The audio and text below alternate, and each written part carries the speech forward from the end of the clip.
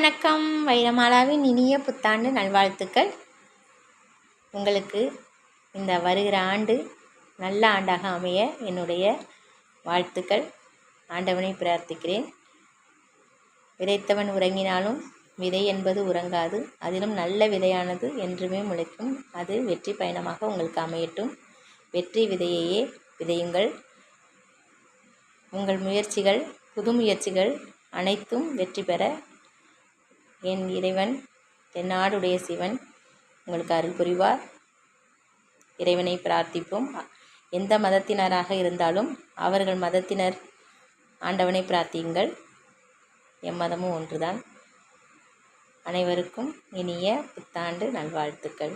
நடந்தவை போகட்டும், நடப்பவை நல்லவையாக அமையட்டும். புத்தாண்டு மகள் மகிழ்ச்சியுடன் பிறக்கப் போகிறாள்.